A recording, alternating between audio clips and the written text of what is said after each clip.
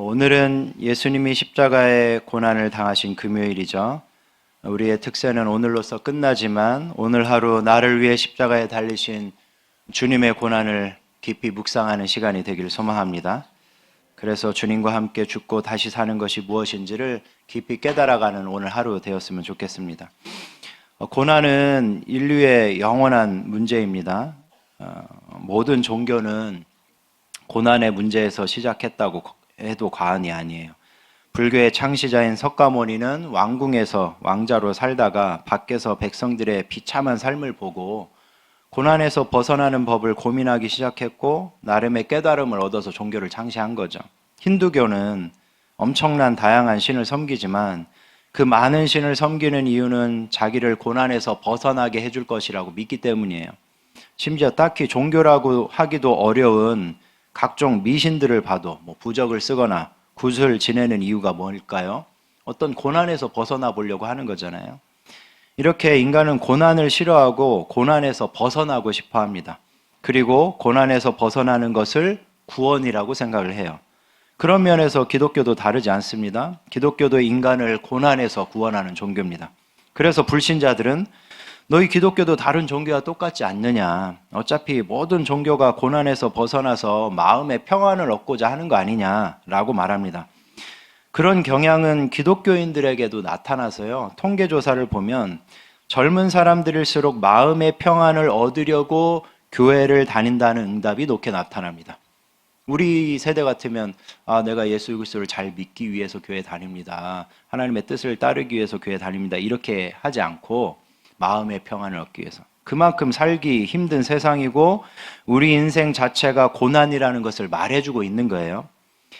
기독교의 구원은 고난의 원인에 대한 진단과 그 해법이 다른 종교와 다릅니다. 다른 종교는 원래 인간이 고난받을 수밖에 없는 운명이라고 가르쳐요.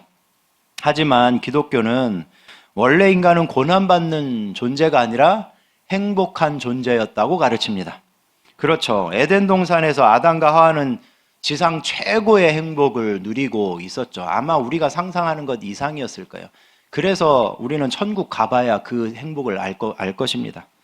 다만 죄로 인해서 그 행복을 잃었을 뿐이에요. 그리고 다른 종교는 인간이 고난에서 벗어나기 위해서 네 스스로 뭔가를 해야만 한다고 가르칩니다. 불교와 힌두교는 해탈해야 하고 이슬람교는 공로를 쌓아야 한다고 가르쳐요. 하지만 기독교는 인간이 할 수 있는 일은 없고 오직 인간을 대신해 고난받으신 예수님을 믿어야 한다고 가르칩니다. 그렇죠. 고난의 원인인 죄를 해결해야 하는데 죄는 오직 누구만 해결해 주실 수 있기 때문이에요? 예수님만이. 이게 다른 종교와 기독교의 다른 점들입니다. 제가 지금 비교 종교학적으로 기독교의 구원과 다른 종교의 구원에 어떤 차이가 있는지를 말씀드렸는데 이런 것들은 좀 상식적으로 알아둘 필요도 있는 것 같습니다. 그래야 우리의 기독교 신앙에 대해서 변증할 수 있기 때문이에요. 문제는 우리가 예수님을 믿고 죄 문제를 해결받았는데도 불구하고 여전히 뭘 당하고 있다는 거예요? 고난을 당하고 있다는 거예요. 오늘 본문 12절을 보세요. 불시험을 당하면 이상하게 생각하지 말라고 권합니다. 그냥 시험도 아니고 불시험이에요. 웬만한 고난은 인생의 고난을 여러 가지 겪으면서 이렇게 인생의 근육이 다져지니까 웬만한 고난은 우리 이제 웬만하면 넘어가요. 그러려니 하고. 그런데 엄청난 고난은 그냥 넘기기가 힘들죠. 성도님들도 인생에서 한 번쯤은 그런 불시험을 당해본 적이 있으실 거예요. 그때 어떠셨나요? 말 그대로 그 시험 때문에 시험당하지 않으셨나요? 그러면 우리에게 의문이 생기는 거죠. 왜 고난의 원인인 죄를 해결받았는데도 왜 나는 여전히 이런 불시험을 당해야 하냐는 거예요. 이런 의문이 깊어지면 잘못된 결론을 우리 그리스도인들이 내릴 수도 있습니다. 하나님이 나는 사랑하지 않으시나 보다. 저 권사님, 집사님, 장로님은 사랑하시는데 나는 사랑하지 않으시나 보다. 아니면 내가 뭘 되게 잘못했나 보다 라고 생각을 하는 거예요. 물론 잘못해서 고난을 받을 수도 있습니다. 하지만 그것은 시험이 아니라 정확한 용어로 하면 징계죠. 징계는 우리를 돌이키기 위한 하나님의 사랑의 방법이죠.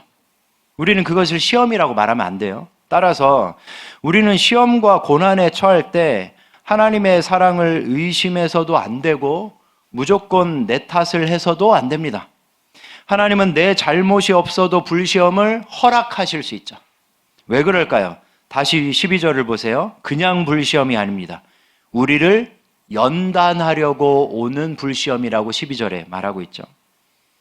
그러면 결론은 분명하네요. 하나님은 나를 연단하셔서 무언가를 이루시려고 불시험을 허락하실 수도 있는 거네요. 아멘이십니까? 우리는 이미 그것을 경험을 통해서 잘 알고 있습니다. 잘못한 일도 아닌데 시험을 당할 때가 있으셨을 거예요. 그때 그것으로 끝났나요? 결코 그렇지 않았습니다. 우리는 그 시험으로 인해서 연단을 받았어요. 다시 말해서 하나님의 마음을 더 헤아렸고 하나님께 더 순종하게 되었고 웬만한 고난에는 끄떡없는 영적인 근육을 얻게 되었습니다. 무엇보다 비슷한 시험을 당하며 괴로워하는 사람들을 위로하고 세워줄 수 있었죠. 그전에는 잘 몰랐는데 내가 한번 당해보니까 비슷한 시험 당하는 성도님들의 마음을 헤아리게 되는 거죠. 위로할 수 있는 거죠. 세워줄 수 있는 거죠. 그리고 그전에는 몰랐던 영광과 기쁨을 누릴 수 있는 거예요. 그 시험 당하기 전에는 몰랐던 영광과 기쁨을. 정말 그렇지 않나요? 그걸 우리가 한마디로 뭐라고 하나요? 간증이라고 하잖아요. 우리가 간증 들으면서 감동받는 이유가 뭔가요? 대부분은 불시험 당했는데 그 이후에 내가 생각하지 못했던 영광과 기쁨을 하나님이 주셨다. 그래서 우리도 그렇게 되길 소원하는 마음을 갖잖아요. 이런 간증을 가장 이상적으로 하신 분이 계십니다. 그분이 누굴까요? 십자가에 달리신 예수님이세요. 함께 13절을 읽겠습니다. 오늘 본문 13절입니다. 시작. 오히려 너희가 그리스도의 고난에 참여하는 것으로 즐거워하라. 이는 그의 영광을 나타내실 때 너희로 즐거워하고 기뻐하게 하려 함이라. 아멘. 왜 우리는 그리스도의 고난에 참여하는 것을 즐거워해야 할까요? 고난은 전혀 즐겁지 않은 것인데 왜 고난에 참여하는 것을 즐거워하라고 말할까요? 왜냐하면 예수님이 고난을 통해 영광과 기쁨을 얻으셨기 때문입니다. 예수님은 십자가의 죽음이라는 엄청난 고난을 겪으셨어요. 우리는 십자가의 고난을 단지 육체의 끔찍한 고난으로만 생각해서는 안 됩니다. 물론 육체적으로도 너무나 끔찍한 고난이었기 때문에 로마 사람들은 로마 시민권을 가진 사람에게는 아무리 잘못했어도 십자가형을 내리지 않았어요. 그만큼 끔찍하니까. 그런데 예수님이 당한 십자가의 고난이 끔찍한 이유는 단지 육체뿐만 아니라 그의 영혼, 우리를 대신해 지옥 형벌을 대신 받았기 때문에 끔찍한 고통이에요. 그건 누구도 받을 수 없는 고통이거든요. 근데 예수님이 그 고난까지 겪으셨어요. 하지만 예수님이 그렇게 고난 겪으시고 끝나셨나요? 그 고난을 통과하신 후에 어떤 영광과 기쁨이 있었나요? 부활의 영광과 기쁨이 있었죠. 그리고 죄인이었던 우리를 구원하시는 영광과 기쁨이 있었죠. 그리고 아담이 에덴에서 잃어버렸던 행복을 우리에게 선물해 주시는 영광과 기쁨이 있었죠.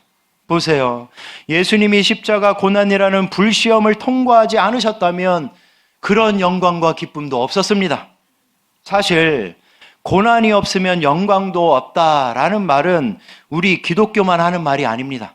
그것은 하나님이 고난스러운 세상에 보편적인 원리로 넣어두신 거예요. 그래서 안 믿는 사람들도 훗날의 영광을 위해서 지금 당하는 고난을 뭐 하나요? 인내하기도 하고 심지어 즐겨라 막 이렇게까지 얘기하잖아요. 그래서 역사에 수많은 위인들이 탄생했잖아요. 하물며 우리일까요? 우리는 겨우 잠깐 있다가 사라질 세상의 영광과 기쁨을 얻을 사람들이 아닙니다. 다시 13절 하반절을 보세요. 이는 그의 영광을 나타내실 때 너희로 즐거워하고 기뻐하게 하려 함이라. 우리가 얻는 영광은 그의 영광, 즉 예수님의 영광이에요. 세상의 영광은 잠깐 있다가 사라질 수도 있는데 그의 영광, 예수님의 영광은 영원합니다. 완전합니다. 우리가 불시험을 통과하면 우리는 이 영원하고 완전한 영광을 얻게 되는 줄 믿습니다. 이 말이 지금 성도님들에게 얼마나 다가오실지 모르겠어요. 왜냐하면 이런 말들이 너무 추상적이고 멀게 느껴질 수도 있기 때문입니다. 우리는 지금 당장 빚을 갚아야 되고 지금 당장 진로가 결정되고 지금 당장 관계가 좋아지고 지금 당장 병이 낫길 원할 수 있습니다. 하지만 기억하시기 바랍니다. 자꾸만 지금 당장을 요구하는 것은 어린아이 같은 것일 수 있습니다. 아이들은 지금 당장 부모님이 해주시지 않으면 부모를 이해하지 못하고 심지어 부모의 사랑을 의심하기도 합니다. 우리는 어떤가요?